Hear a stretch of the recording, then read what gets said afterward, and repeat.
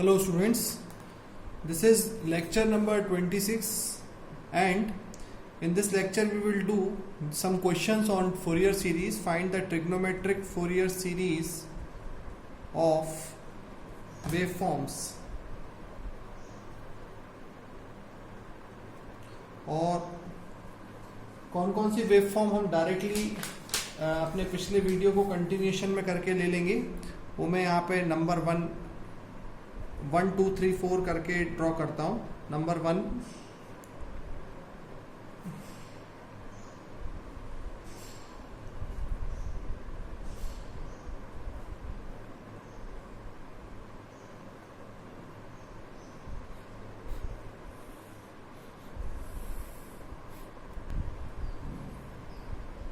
और ये continuation show कर रहा है ये वाला साइन सब and this is the magnitude suppose k1 और ये ओरिजिन है 0. This is t 2t 3t. Now इस वेवफॉर्म को हम सॉ टूथ वेवफॉर्म भी कहते हैं. सेकंड नंबर पे जिसका हमें निकालना है फोरियर सीरीज वो कुछ ऐसी है.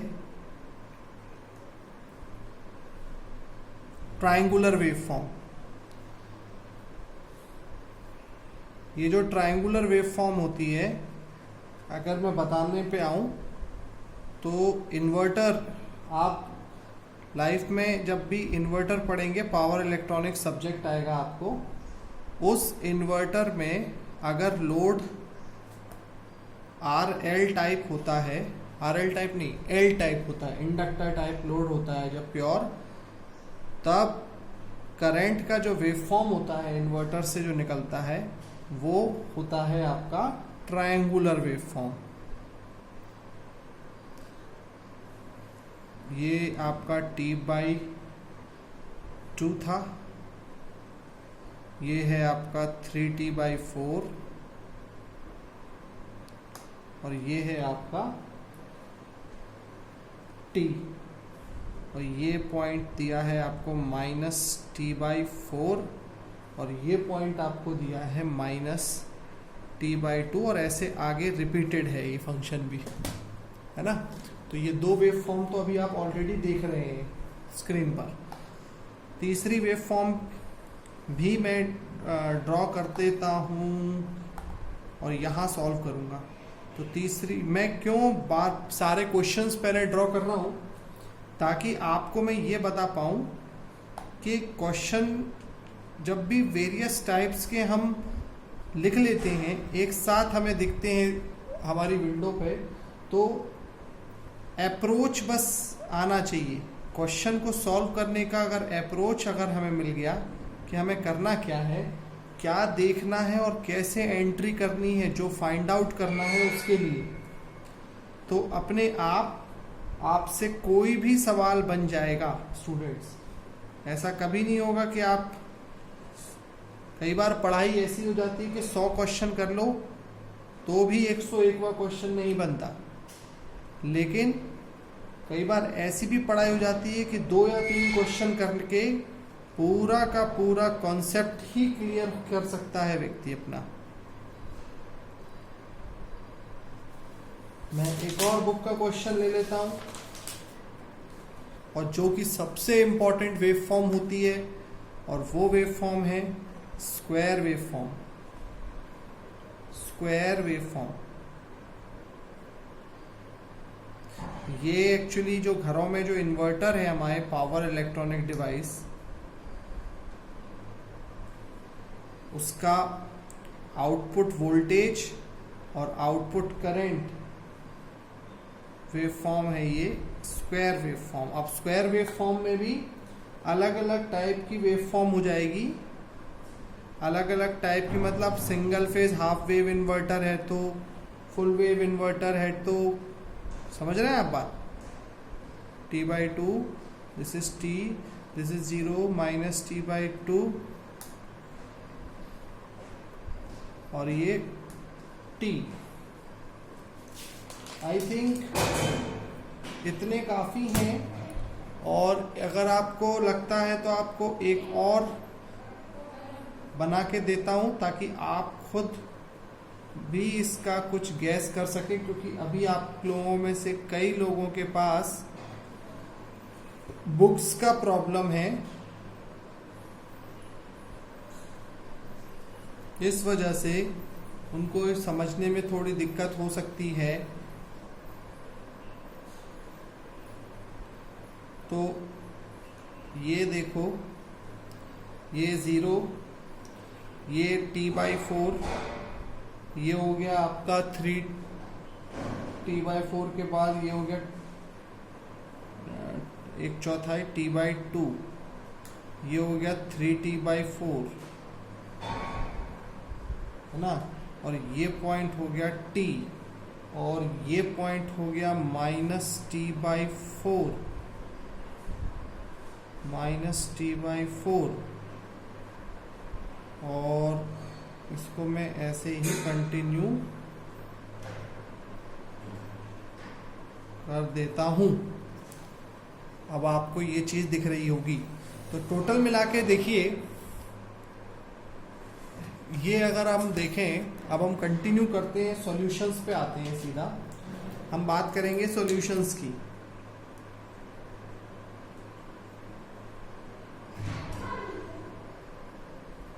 तो सॉल्यूशन क्या है इस चीज का, फोरियर सीरीज का सॉल्यूशन क्या है, एक ही वीडियो में मैं पूरी चीजें अच्छे से बताने की कोशिश कर रहा हूं।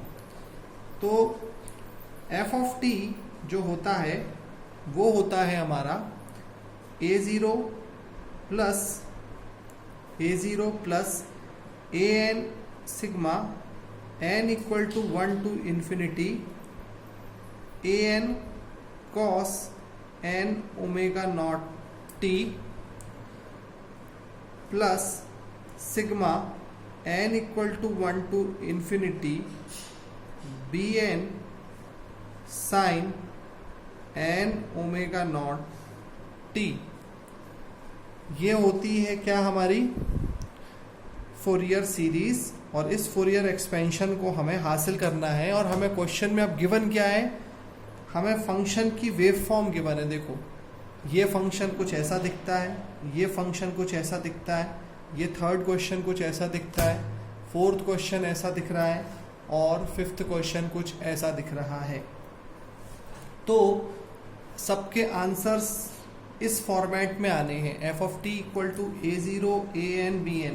और आप लोगों को ये स्टेप नंबर 1 है, और आपको स्टेप नंबर 2 में a0 an और bn की फॉर्मूलाज मालूम है।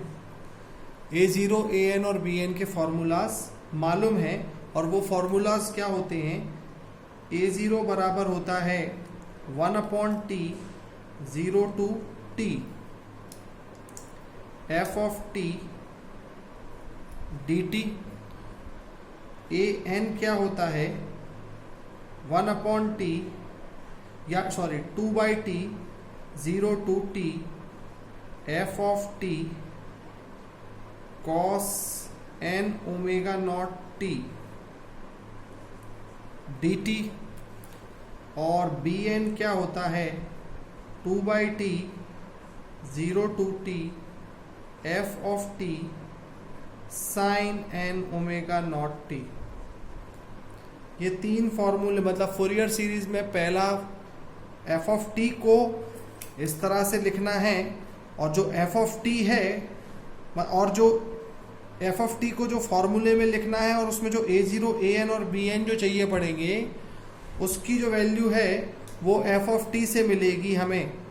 और जो f of t है, अब वो क्या है, स्टेप नंबर 3, जो कि मोस्ट इम्पॉर्टेंट स्टेप है, मोस्ट इम्पॉर्टेंट स्टेप है, और वो ये है बच्चा कि f of t, finding f of t, finding f of t Fourier series का सबसे इम्पॉर्टेंट स्टेप होता है।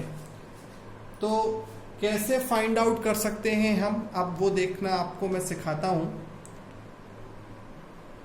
सिर्फ इतने से स्पेस में देखो, मैं आपको सिखाता हूं।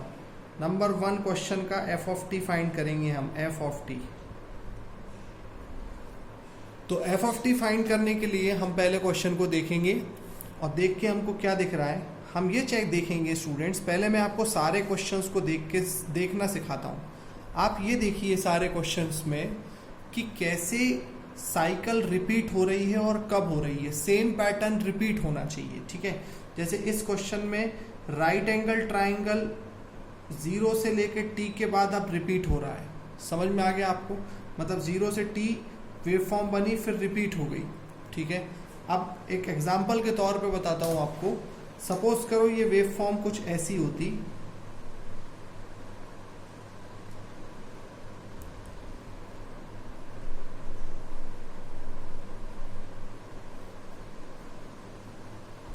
तो 0 होता, t होता, मान लो ये 2t होता, तो हम क्या कहते हैं इस तरीके की वेव फॉर्म में? अब देखो क्या चेंज हुआ है, ये ऊपर ही ऊपर जो था पहले, अब ये थोड़ा सा पलट गया है। तो हम कहते 0 से t के बाद t से 2t दूसरी साइकिल चली, लेकिन जो पैटर्न है वो अब ऐसा बना ना, ये वाला पैटर्न बन रहा है। आप देखो ध्यान से, ये पैटर्न क्यों हम फिक्स मान रहे हैं?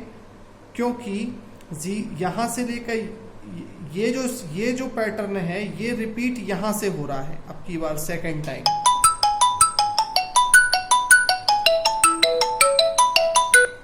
आप समझ गए? ये जो पैटर्न है ये यहां से सेकेंड टाइम रिपीट हो रहा है। ये यहीं की यहीं जो चीज जो भी हम शेप देखते हैं उसका हमने रिपीटेड फॉर्मेट देखना होता है। आपको बात समझ में आ गई होगी। तो यहां पर ट्राइंगल बना, रिपीट हो गया, मतलब इसमें टाइम पीरियड जो होगा वो होगा t। फर्स्ट क्वेश्चन में f ऑफ t में, फर्स्ट क्वेश्चन में हम लिख सकते हैं यहां पर जो टाइम पीरियड है, टाइम पीरियड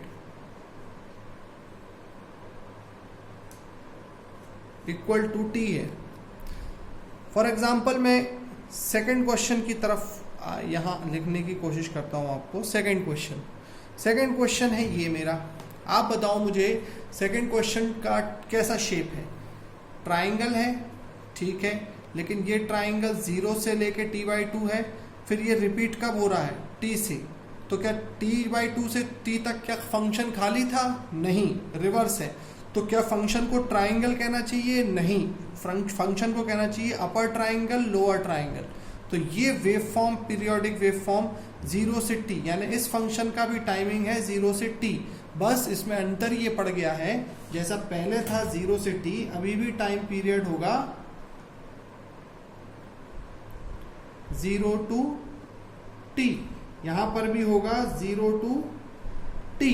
बस इसमें दोनों जगहों में मैंने लिखा है टाइम पीरियड, यहां होगा 0 to t, यहां पर भी होगा 0 to t, मगर बस डिफरेंस ये है, इन दोनों चीजों में डिफरेंस किया है कि यहां पर 0 to t/2 एक न्यूमरेटर अलग लेना पड़ेगा और t/2 से लेकर t तक एक अलग स्ट्रक्चर लेना पड़ेगा, ठीक है।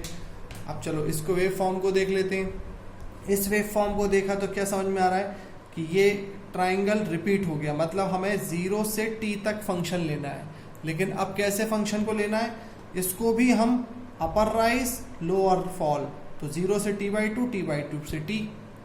समझ में आ रहा है आपको? इसको देखिए, इसकी कंप्लीट टाइम पीरियड क्या आ रही है निकल के? इसकी टाइम पीरियड भी आ रही है 0 से t। कई बार क्या होता है स्टूडेंट्स, यहाँ t लिखा होता है, यहाँ 2t लिखा होता है, तो आप क्या लेते हैं? 0 to 2t। जिस जगह तक फंक्शन चल रहा है तब तक हमें उसको लेना है। अब एक एग्जाम्पल के तौर पे मैं आपको एक एग्जाम्पल दे रहा हूँ, एक और अभी ध्यान आया मुझे कि अगर इसका फोरियर सीरीज आपको निकालना होता इस तरीके की वेव फॉर्म का, 0 पाई 2 पाई 3 पाई, इस टाइप की वेव फॉर्म अगर होती तो आप क्या करते? तो आप कहते 0 से पाई तक सर कुछ है, पाई से 2 पाई 0 है, तो लेकिन रिपीट कब हो रहा है फंक्शन? 2 पाई से, तो सर टोटल टाइम पीरियड क्या रहेगा? 0 से लेके 2 पाई यानी 2 पाई, जिसमें हम दो पार्ट लेंगे, 0 to पाई और 0 to और पाई टू 2 पाई। ये आपको बात यहाँ समझ में ये वाली भी आ गई। तो अब फंक्शन कैसे बनाते हैं? फंक्शन के लिए बेटा वेव फॉर्म को देखना पड़ता है और उसमें कुछ अंदाजे लगाने पड़ते हैं। अब अंदाजे कैसे?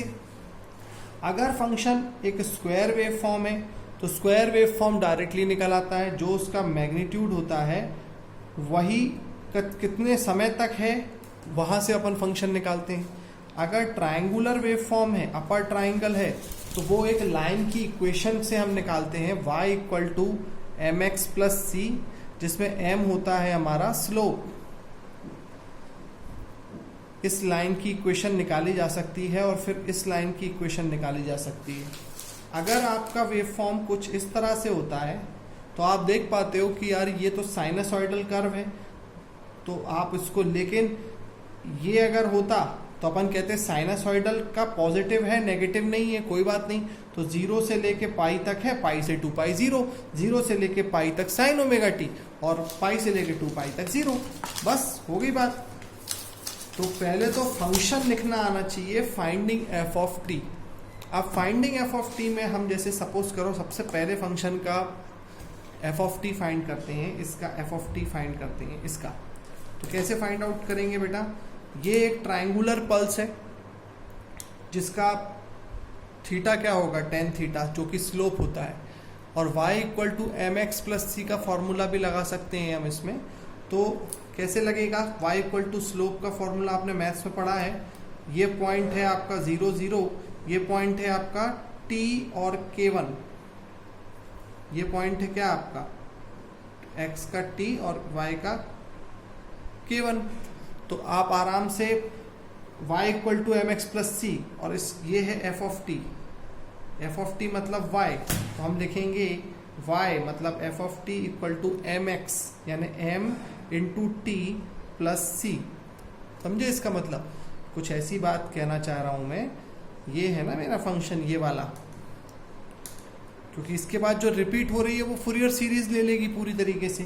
तो ये परपेंडिकुलर अपॉन बेस, ये हो गया मेरा स्लोप, और t क्या है, ये है टाइम पीरियड t, और ये क्या है एफ ऑफ टी। तो y एक्सिस पे एफ ऑफ टी मतलब y equal to M into T plus constant c। तो इसमें आप जब फॉर्मूले में पुट करेंगे तो आपको मिलेगा एफ ऑफ टी बराबर k by T, k1 by T यानी tan theta into T plus C. अब हमें कांस्टेंट पता करना होगा, तो हम जाएंगे फंक्शन के पास। फंक्शन के पास हम गए, हमने फंक्शन से पूछा कि बताओ हम c कैसे पता कर सकते हैं। तो फंक्शन ने हमसे बोला कि इस फंक्शन में t इक्वल टू 0 पुट करो या कोई भी वैल्यू, ऐसी वैल्यू पुट करो जिस पर तुम्हें एफ ऑफ टी की वैल्यू मालूम हो। तो हमने कहा बिल्कुल, t की वैल्यू 0 पुट करने पर हमें फंक्शन की वैल्यू भी 0 मिलती है ओरिजिन पर, और t की वैल्यू t पुट करने पर हमें फंक्शन की वैल्यू मिलेगी k1, दोनों से पता कर सकते हैं। तो उसने हमने t की वैल्यू 0 पुट करी, तो at t small t equal to 0, ये वाली टर्म हो जाएगी 0, c मिल जाएगा मुझे f ऑफ 0 यानी कि 0। इसका मतलब मुझे फंक्शन मिल रहा है f ऑफ t बराबर k1 by T into T.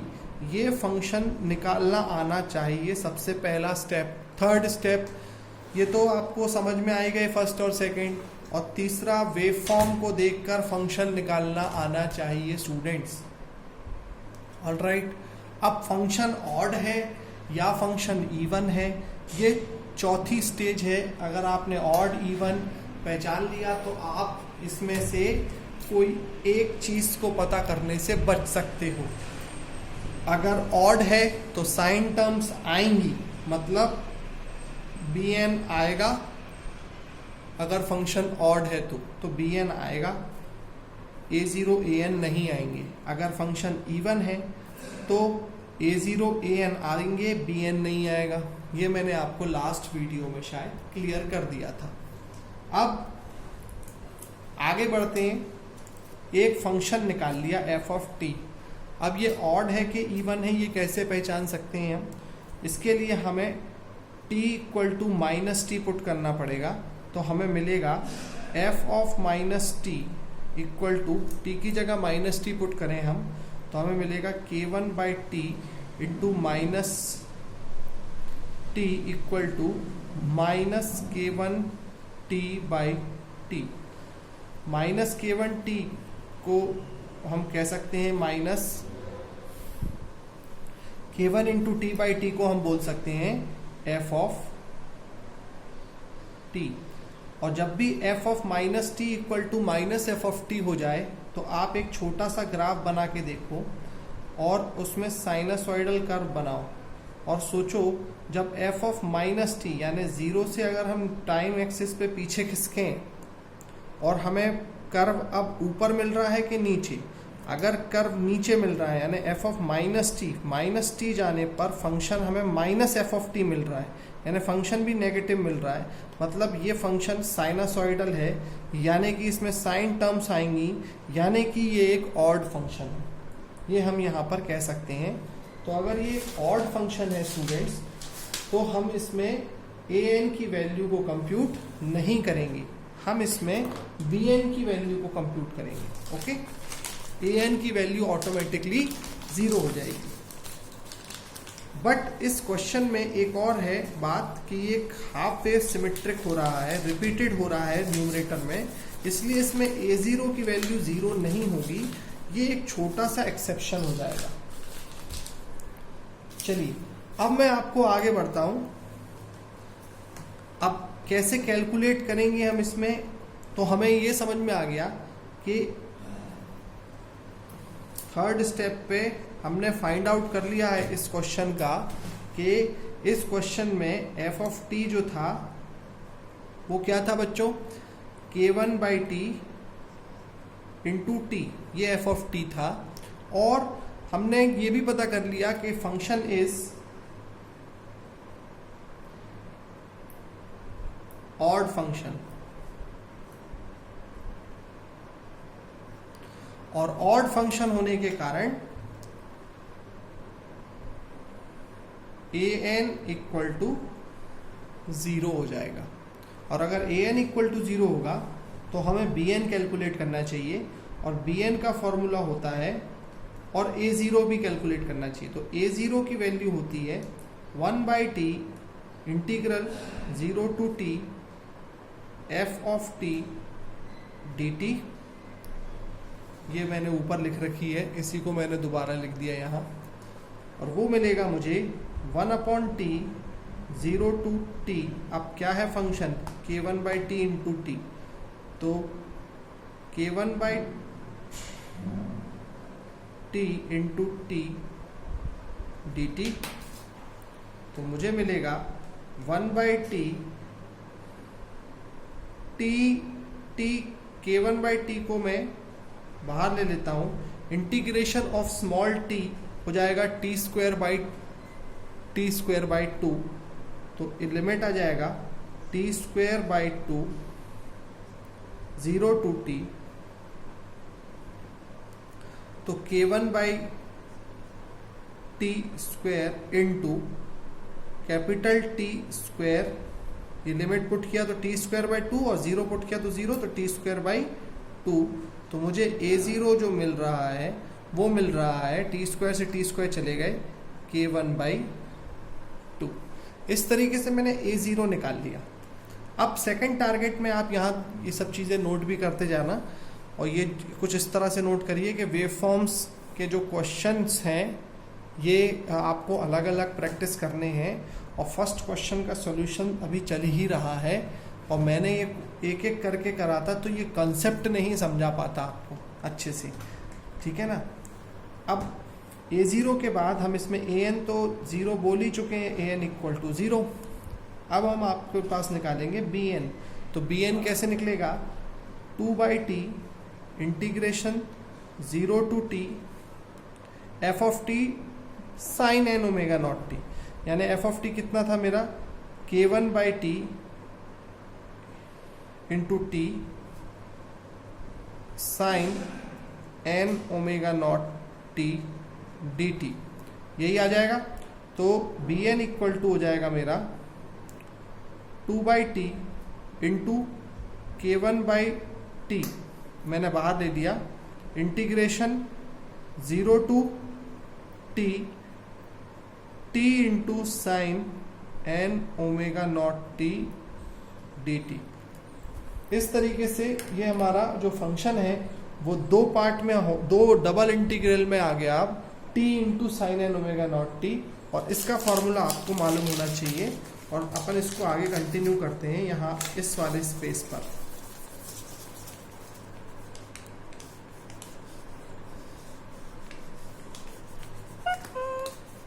Okay, क्या फॉर्मूला होता है? u इंटू वी का इंटीग्रल फॉर्मूला इसमें लगाएंगे हम, u इंटू वी का। और वो फॉर्मूला इसमें कैसे लगेगा, उसके लिए हमें मालूम होना चाहिए एक चीज जिसको हम बोलते हैं आइलेट। डबल इंटीग्रेशन को सॉल्व करने के लिए हमें आइलेट, एक शॉर्ट ट्रिक फॉर्मूला हमने कभी मैथ्स में पढ़ा था, वो मालूम होना चाहिए। और अगर आपको नहीं मालूम तो मैं आपको बता देता हूँ। डबल इंटीग्रेशन में क्या होता है, u इंटू वी, अगर दोनों एक फंक्शन है तो integration of u into integration of v minus integration of differentiation of u into integration of v, ये फॉर्मूला है। अब सिलेक्ट कौन सा क्या करें कि u कौन है और v कौन है, इसके लिए हम आइलेट का फॉर्मूला यूज करते हैं। और आइलेट का फॉर्मूले में जैसे t ट्रिग्नोमेट्री है, a एल्जेब्रा है, और हमारे फंक्शन में t एल्जेब्रिक फंक्शन हो रहा है और t ट्रिग्नोमेट्रिक साइन ये हो रहा है, तो ये u होगा और ये v होगा। समझ में आ गया? तो इसमें हम t को u मानेंगे, साइन को v मानेंगे।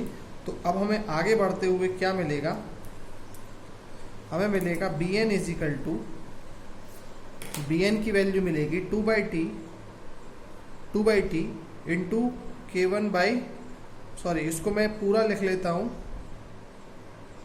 2k1 by T square into, अब ये ब्रैकेट लगा देता हूँ, u into integration of v, यानी कि t into integration of sine N omega not T क्या होता है, minus cos N omega not T, minus cos N omega not T divided by, इसमें डिवाइडेड बाय मुझे मिल जाएगा फंक्शन का एन ओमेगा नॉट। आपको ये बात समझ में आ गई होगी।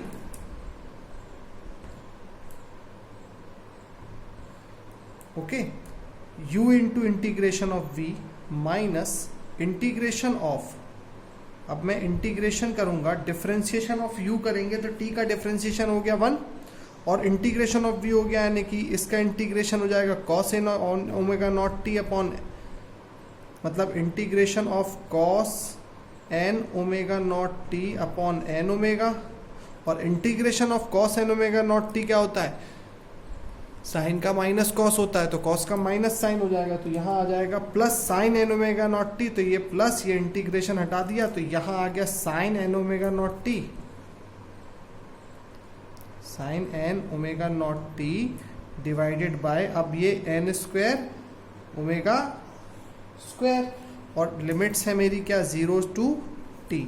अब मैं ये नीचे वाला पार्ट मिटा देता हूँ जहाँ से मैंने कंटिन्यू यहाँ पहुँचा था। देखो यहाँ से मैं यहाँ गया था और बीच में भी मैंने आपको डिटेल समझाई हुई है। तो अभी क्या करेंगे, bn इक्वल टू हो जाएगा, ये मेरा वीडियो डिलीट हो कट जाता है 31 मिनट्स के बाद, तो कंटिन्यू सेकंड पार्ट में आ जाएगा वो, पार्ट बी में। तो अब bn की वैल्यू क्या हो जाएगी, 2k1 by T square into, अब हम लिमिट पुट करेंगे तो हमें मिलेगा minus T into, T put किया मैंने, अब cos N omega T into T, मैंने माइनस बाहर ले लिया, cos N omega not T, ये टी पुट कर दिया, divided by omega nought into T, नहीं एन ओमेगा नॉट, टी कहाँ से आएगा, एन ओमेगा नॉट, ये plus sine N omega 0 into T divided by N square omega square. और जब मैं 0 पुट करूंगा तो कॉस 0 1 हो जाएगा, लेकिन जब t से मल्टीप्लाई होगा तो वो 0 हो जाएगा, इसलिए सिर्फ इतना ही वैल्यू आएगी। तो अब जब मैं इसमें n की, जब इसको वापस पुट करेंगे हम, हाँ अब हम ओमेगा की वैल्यू को सब्स्टिट्यूट कर सकते हैं ना, जैसे omega T equal to 2 pi, तो omega equal to 2 pi by capital T हम सब्स्टिट्यूट कर सकते हैं। तो ओमेगा की वैल्यू जब मैं लिखूंगा 2 पाई बाई टी, तो 2 पाई बाई टी से टी कट गया, तो कॉस एन पाई मेरे को ऊपर मिल रहा है। तो कॉस एन पाई अब, और यहाँ पर भी 2 पाई बाई टी मैंने सब्स्टिट्यूट किया यहाँ पर, ओमेगा की वैल्यू 2 पाई बाई टी, तो 2 पाई, तो यहाँ आ गया टी स्क्वायर। यहाँ पर जब मैं 2 पाई बाई टी पुट करूँगा बच्चों, तो ये हो जाएगा टी स्क्वायर। तो मैं, जगह फिर से मेरे को कम हो रही है, तो मैं इसको फिर से मिटा के, अब आपको, आप यहाँ तक नोट कर लेना, इसके बाद आप, अच्छा मैं अपने बोर्ड को इसलिए नहीं बड़ा कर पा रहा हूँ क्योंकि ये मुझे कंफर्टेबल हो रहा है कभी भी समझाने के लिए, और ये सारे क्वेश्चंस में ख़त्म करना नहीं चाहता, एक पार्ट को समझा के वहीं के वहीं आपको सारे दूसरे पार्ट भी समझा पाऊँ, इसलिए ये प्रैक्टिस में कर रहा हूँ। तो आप भी कोऑपरेट इसमें कर रहे होंगे मुझे। तो बी एन इक्वल टू हो रहा है मेरा 2k1 by T square into minus T square cos N into 2 pi by N into 2 pi plus T square sine N into 2 pi divided by, याद करो एन स्क्वायर ओमेगा स्क्वायर था, तो N into 2 pi the whole square लिख लेते हैं इसको, और इसको ब्रैकेट को क्लोज कर देते हैं। ओके, और ये 2k1 बाई टी स्क्वायर था। तो हमें क्या मिलेगा इसका आंसर? इसका आंसर देखो, कॉस एन पाई, कॉस 2 पाई क्या होता है, कॉस 180 डिग्री क्या होता है, पहले तो आप ये समझिए। कॉस 90 क्या होता है, कॉस 90 वो होता है जो साइन 0 होता है। देखो ऐसे समझो, कॉस का जो कर्व होता है वो ये होता है, मतलब 90 डिग्री पे 0 और पाई पर हमेशा -1 और 2 पाई पर हमेशा 1। समझ रहे हो मेरी बात? अब जब मैं n की वैल्यू 1 पुट करूंगा तो ये आएगा माइनस कॉस 2 पाई हो जाएगा कितना, 0 पर 180 पर माइनस, है ना, 90 180 2 पाई। ये कितना वैल्यू हो रही है, ये है मेरी 2 पाई, समझ रहे? ये 3 पाई बाई 2, ये है मेरी पाई, पाई पर, और ये है मेरी पाई बाई 2, और ये है मेरी 0।